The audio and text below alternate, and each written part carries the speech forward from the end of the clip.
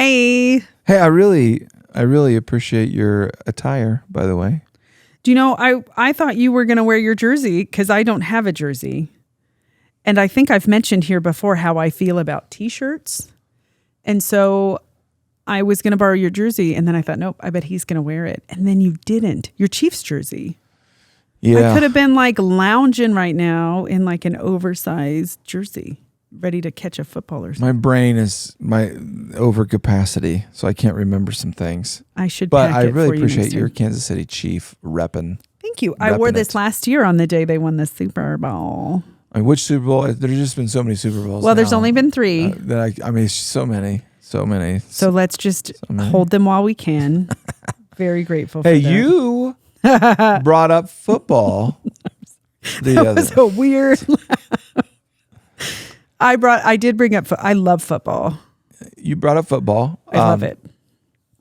So talk to me about what football stuff. So I love football. I went to a Division I college. I didn't play football there.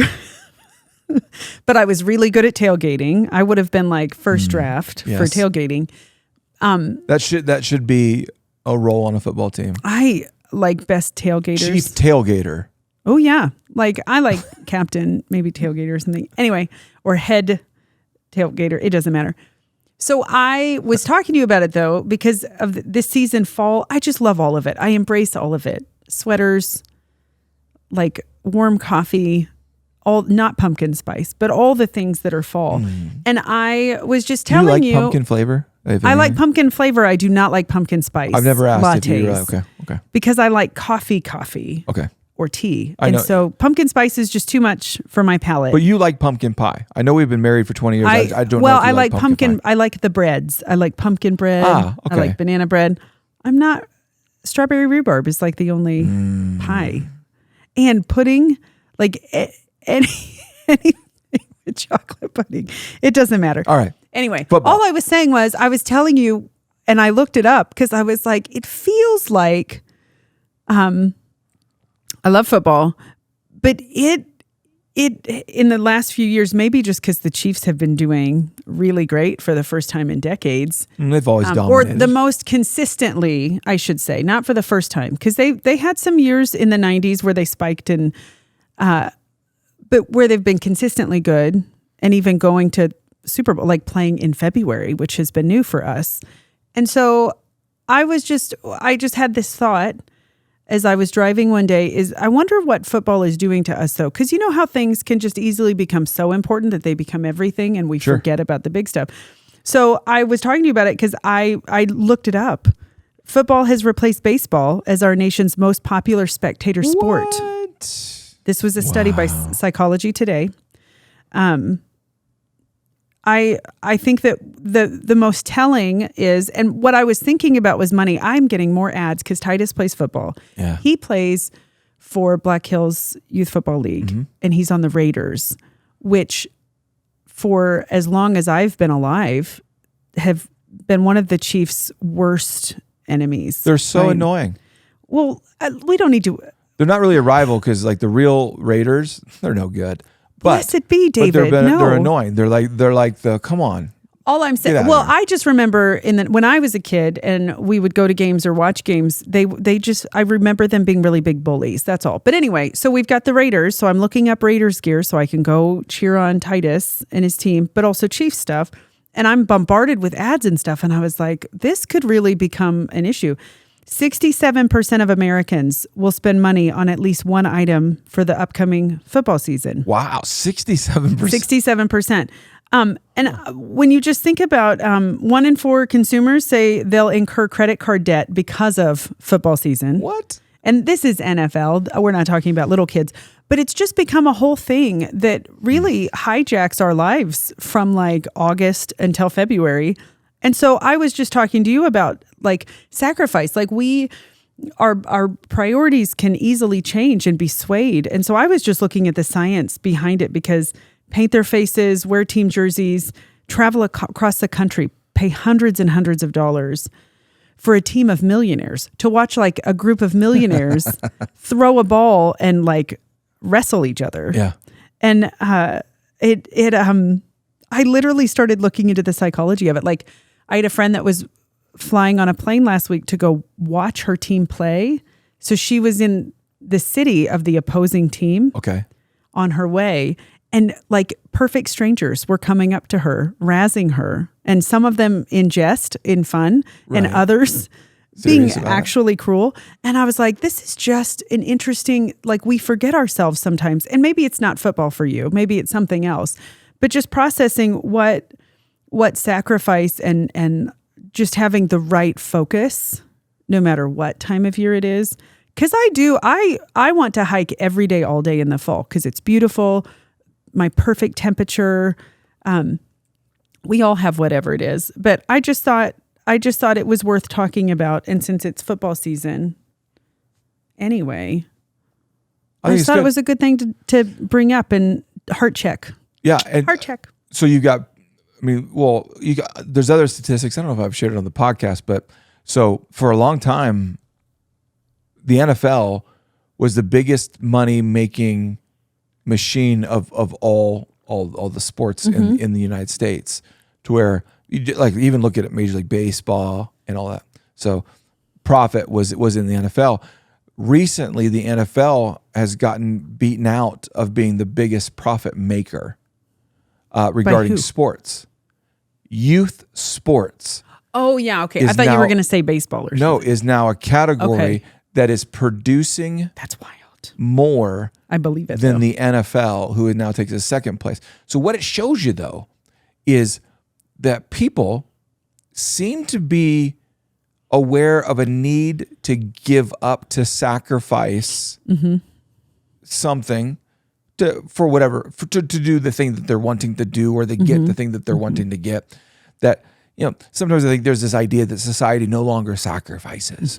That we're just we are. No, we are. That's why the amount of people, taking on debt to get NFL apparel, like taking on debt, an IOU, and then probably not paying the card off immediately, paying interest on for a shirt or sweatshirt or whatever. And what's interesting to me though is, so the reasoning is, one, it's tied to something they love, so it brings them joy. It is nostalgia, or it brings them memory, like all good reasoning, but very telling about who we are. The evidence is showing, and I think football is a great way to get into this, that we are sacrificing. All of us might be able to make a list of, here's where I sacrifice. Here's where my money goes toward. Here's where my time does. Here's where I'm helping other people, or whatever it is. But we're sacrificing. The question is then, like, where are you sacrificing, and what value is that bringing? And are you sacrificing really in the right places for the right reasons and all that kind of stuff, to where let's get beyond like, should you or shouldn't you sacrifice, and acknowledge that the statistics tell us that the majority of Americans are actually sacrificing. We just maybe have it misdirected. That's a good way to say it. Where it's something to talk about. It's something to say, you know what? Okay, I am sacrificing. Most people would say I don't sacrifice anything. So, okay. Interesting. I read something about Rick Warren is a pastor. Well, he was a pastor of Saddleback, and Dan Cathy, who owned Chick-fil-A. Chick-fil-A. Come on, Chick-fil-A. Chicken. Sounds so good. Anyways, I came across this in the world of sacrifice. Rick Warren, they were hanging out and they were checking out a new Chick-fil-A restaurant being built. Dan Cathy was showing Rick Warren, hey, look at this new restaurant that we're building and this is great. And while they were there, they both were hungry. Now the Chick-fil-A restaurant's not built yet. So they went next door, no joke, to Taco Bell. So can you imagine seeing this? Dan Cathy walking into a Taco Bell. Not that kid at the register would even know who he was, but I think it's very humble of him to be willing to go. Yeah. We got to go drive over somewhere else. So here's what's interesting. So he goes into, I guess you can call him a competitor. I don't know What do that you Taco think they Bell. get at Taco Bell? I don't know that Taco Bell's trying to No, compete. they're different. Taco Bell's more of a 2 a.m. game, I feel like. Taco Bell's more of a, I don't care what I'm eating. I just need something into my stomach. Yeah. And I need it to leave my stomach really quickly. That's why I'm See what I taking a just did there? sabbatical from Taco Bell. Okay. Anyways, so they go into Taco Bell and they both go into the bathroom to wash their hands before they're going to order their food and eat their food. That's sacrifice too. I appreciate Here's that. where the story like really picks up. Once in the bathroom, Dan, the owner of all of Chick-fil-A, right, takes out some extra paper towels and sheets, that kind of stuff, and he starts to wipe down and clean the sinks in the Taco Bell restaurant. Mm-hmm. A place is a competitor, Mm-hmm. so maybe you're like, I want this to be like nasty in here and blah. And Rick Warren looks at him and is like, hey, thanks for doing that, Dan. Weirdo. No. Well, kind of like, I love that he did really intrigued. Yeah. Like, you just cleaned the Taco Bell bathroom sinks and stuff like that. And here's his quote: Rick, we teach our staff to always leave any place they are at a better condition than when they found it, whether it's our place or not. And it's that last part, whether it's our place or not. And we're right now sacrificing when it's our team. It's our experience. It's our kid playing. It's our benefit to go do this. We're going to get this out of this.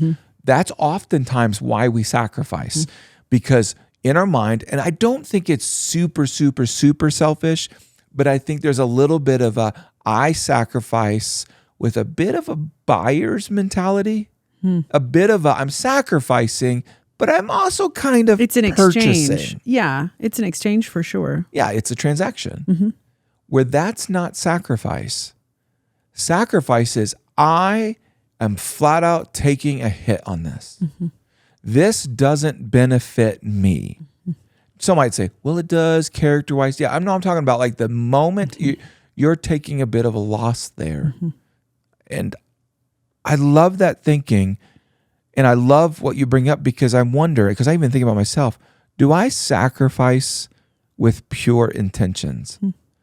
Do I do the give up moments, the give away moments, the let me do this for you moments, purely as sacrifice?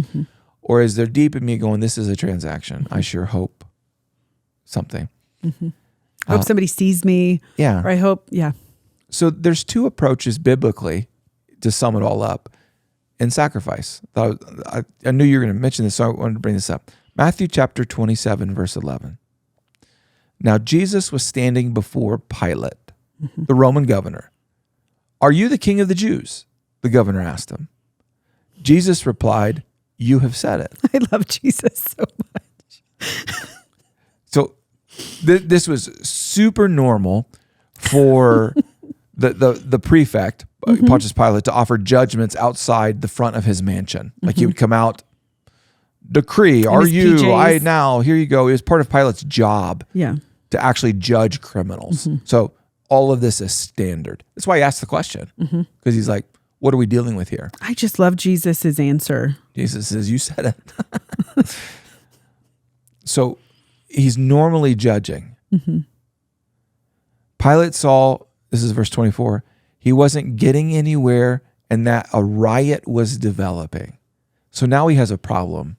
And he's like, all right. So he sent for a bowl of water and washed his hands before the crowd, saying, I am innocent of this man's blood. The responsibility is yours. Is that where the quote, I wash my hands of this? Is that, or the saying, is that where that comes from? I'd never thought of it until just this moment.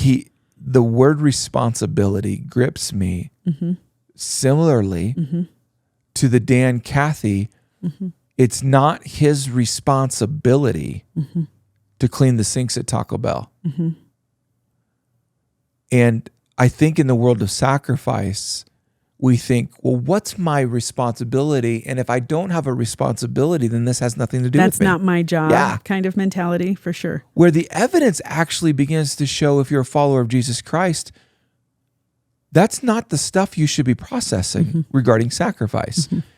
That's not your question. If it's your kid, if it's your benefit.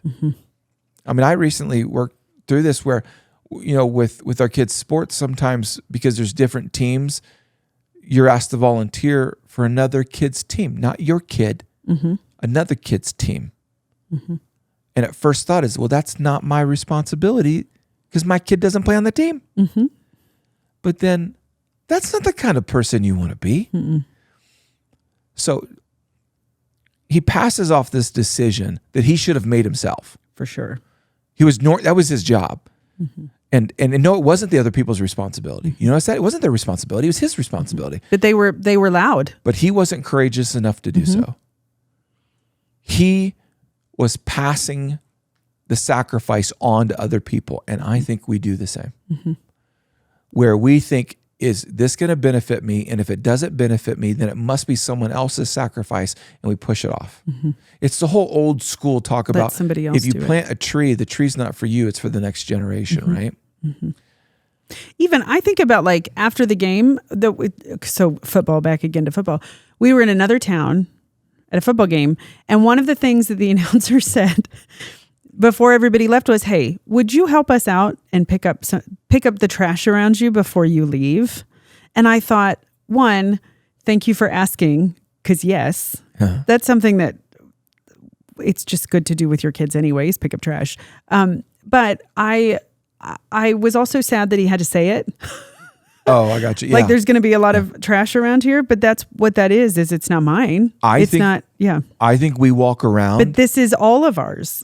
That's why we walk around making decisions based on what we think our responsibility is.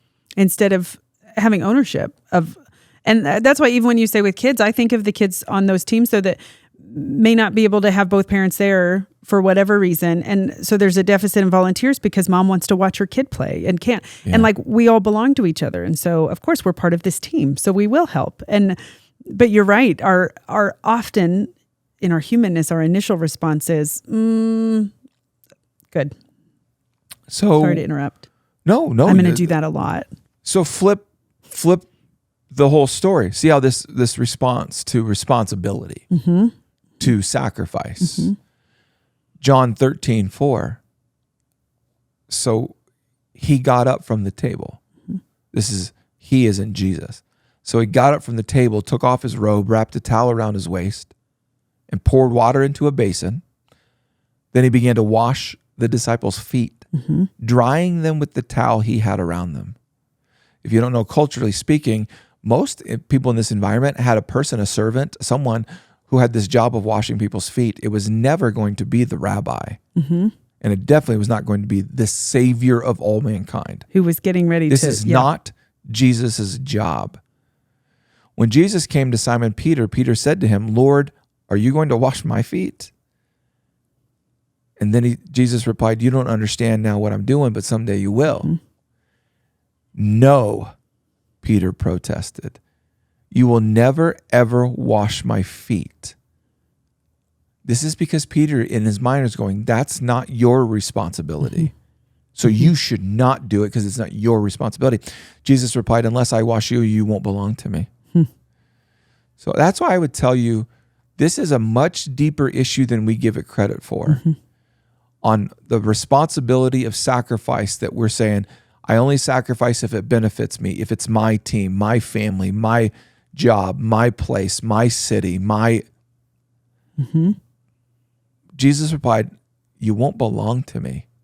This is a belonging conversation. So what I was taught, I forget who said this, might be Mark Batterson who said it first, I don't remember. But here's your lesson. Don't wash your hands like Pilate, wash feet like Jesus. Oh, amen. Don't wash your hands like Pilate. And just so we're not getting too wordy here, don't pass the buck. Don't say that's your responsibility. Don't wash your hands like Pilate, wash feet like Jesus. take on responsibilities that aren't even yours. Take on sacrifices that don't benefit you. Mm-hmm. It wasn't Jesus's responsibility at all to wash their feet. Mm-hmm. He was breaching social protocol. Mm-hmm. This is messing with them so much so that even Peter, the student, the disciple, mm-hmm. actually offers a bit of a rebuttal to his own rabbi, mm-hmm. which you don't do that. Mm-hmm. Say, no, you don't do this. This is not your mm-hmm. responsibility. And to go further, even with Jesus, we're like, he shouldn't wash his feet. It wasn't Jesus's responsibility to pay for our mm-hmm. sins either. Mm-hmm.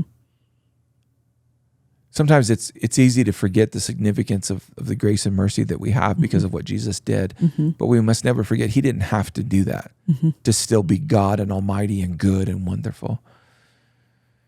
So I read this book called Moral Courage, and I think it walks us into a practical application to this conversation. That's why.